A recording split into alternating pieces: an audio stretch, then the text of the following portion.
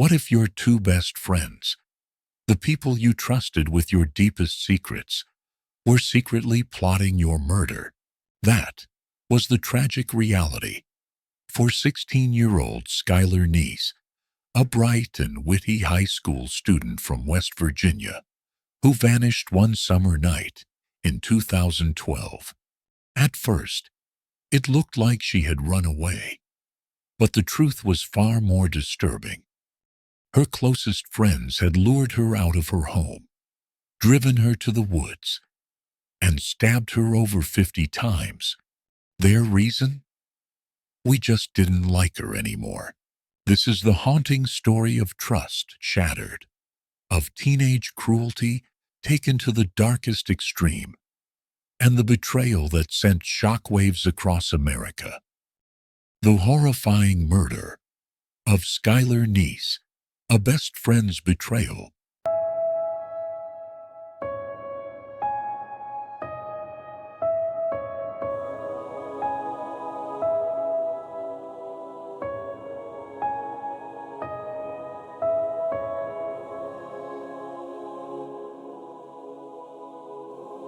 She was just 16, bright, funny, and full of life. But one summer night in 2012, Skylar Neese climbed out of her bedroom window for a secret midnight ride with her two best friends. She was never seen alive again. What started as a missing persons case would soon unravel into a cold-blooded murder, one planned months in advance by the very people she trusted the most. This is the horrifying story of Skylar Neese and the betrayal that shocked the nation. Skylar Neese lived in Star City, West Virginia. She was a straight-A student, adored by her teachers, and incredibly active on social media. She had a tight-knit friendship with two girls, Sheila Eddy, her childhood best friend, and Rachel Schoaf, a newer friend from school. To the world they were inseparable. But underneath the Instagram smiles, something sinister was brewing. On the night of July 5, 2012, surveillance footage captured Skylar sneaking out of her apartment at 12:30 a.m. She believed she was meeting Sheila and Rachel for a short drive, something they'd done before. But this wasn't a joyride. This was a setup. She never returned. Her parents noticed she was missing the next morning. Her window was open, and the screen was removed. Her phone charger was left behind. Something was wrong. When Skylar didn't return, her parents reported her missing, but police first treated it as a runaway case. Flyers went up. Candlelight vigils were held.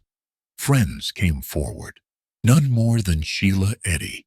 Sheila played the part of the grieving friend. She hugged Mary Neese. She cried. She tweeted about how much she missed Skylar. But behind her tears, she was hiding a terrible secret. 6 months passed. Then, a shocking confession. Rachel Schoaf broke down and confessed to police. Skylar wasn't missing. She was murdered.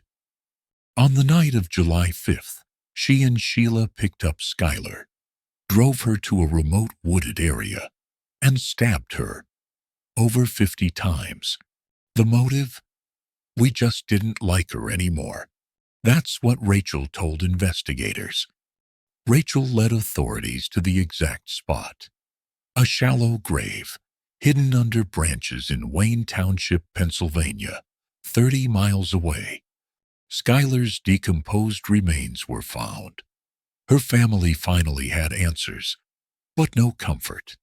Sheila Eddy still denied involvement until police played her Rachel's confession. Rachel Schoaf pleaded guilty to second-degree murder and was sentenced to 30 years. Sheila Eddy, once the smiling best friend, was sentenced to life in prison with the possibility of parole after 15 years. Both were just 16. At the time of the murder, Skylar's parents worked to pass Skylar's Law, ensuring police treat all missing children cases as abductions immediately, not just runaways. Skylar Neese's life was stolen by those she trusted the most. Her story shocked the nation, not just because of the violence, but because it came from the hands of her closest friends. What could drive two teenage girls to such cruelty? Was it peer pressure, mental illness, or something darker that we still don't understand? In the quiet town of Star City, West Virginia, the echoes of that betrayal still linger. And in Skylar's memory, a law now protects those who go missing. But her story will never be forgotten.